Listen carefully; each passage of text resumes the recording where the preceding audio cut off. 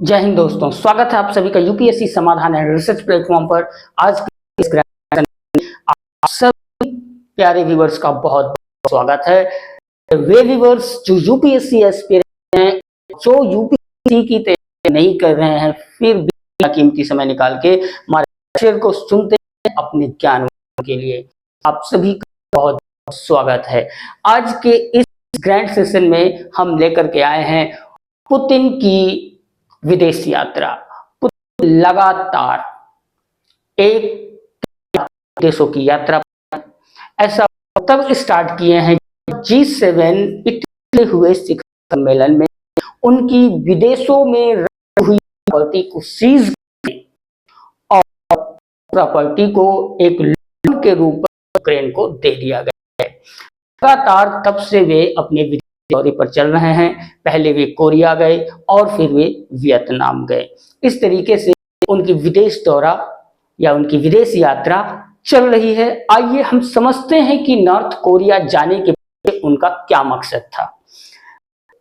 सबसे पहले तो देखिए क्या है कि रूस और उत्तर कोरिया ने एक ऐसे समझौते पर दस्तखत किए हैं जिस समझौते के अंतर्गत यदि रूस पर हमला होता है तो नॉर्थ कोरिया उसके साथ में लड़ाई लड़ेगा, युद्ध करेगा यानी बदला लेगा।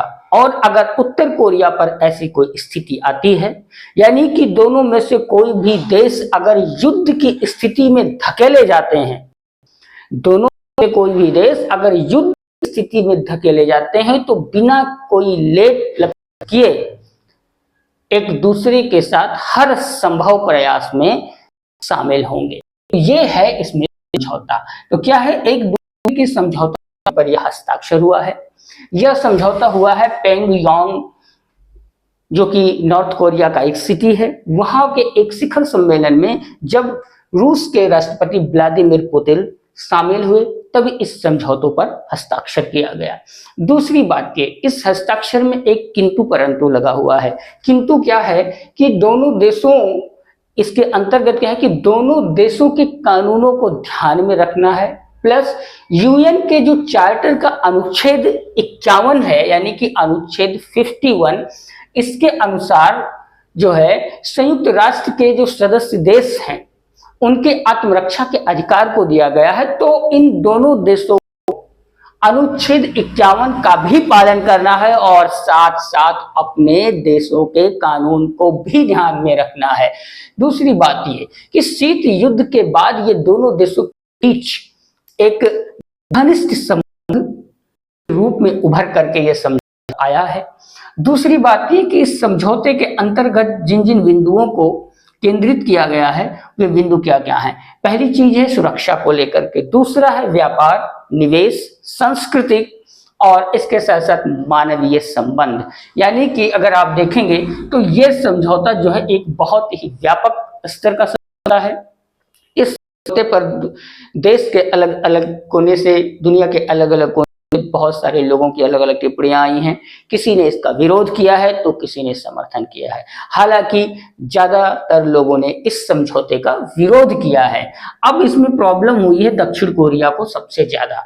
दक्षिण कोरिया को इसलिए ज्यादा प्रॉब्लम हुई है क्योंकि दक्षिण कोरिया जो है वह यूक्रेन को हथियार सप्लाई कर रहा है, प्लस साथ साथ मानवीय सहायता भी दे रहा है। इसके अलावा अब प्रॉब्लम यह है कि वो इस बात की दुहाई रहा कि जो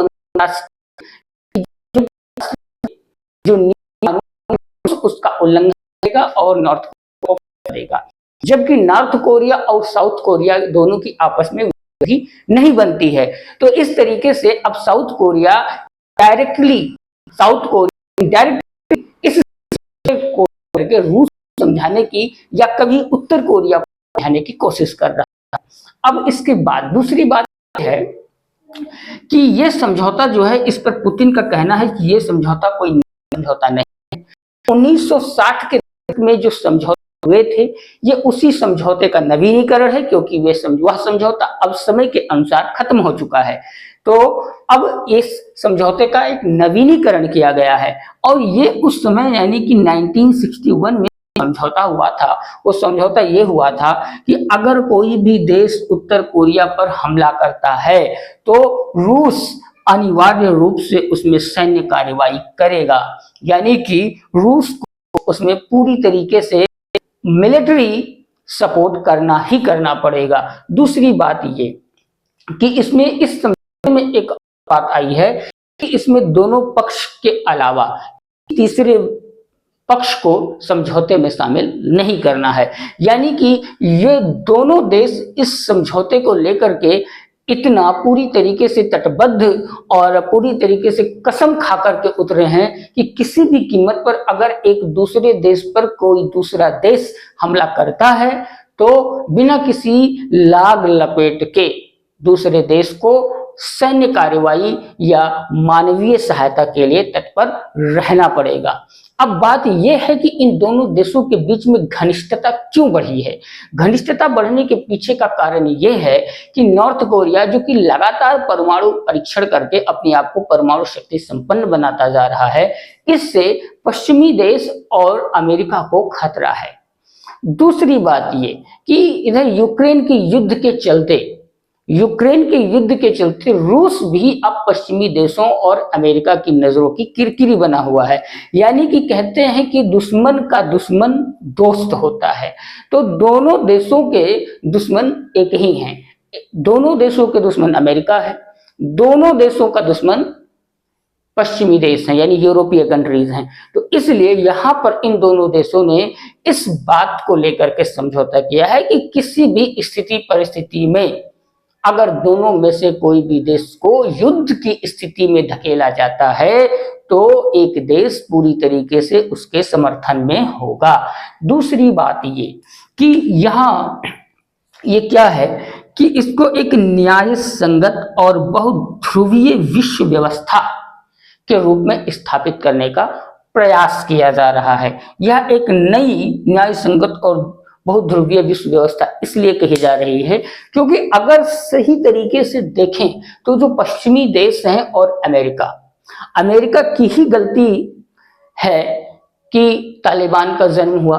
अमेरिका ने कई आतंकवादी संगठनों को जन्म दिया है। अमेरिका ने आज रूस की जो स्थिति है उसको अमेरिका ने जन्म दिया है। तो अमेरिका जो अपनी डिप्लोमेटिक पॉलिसी करता है उस डिप्लोमेटिक पॉलिसी में वह फंस भी चुका है।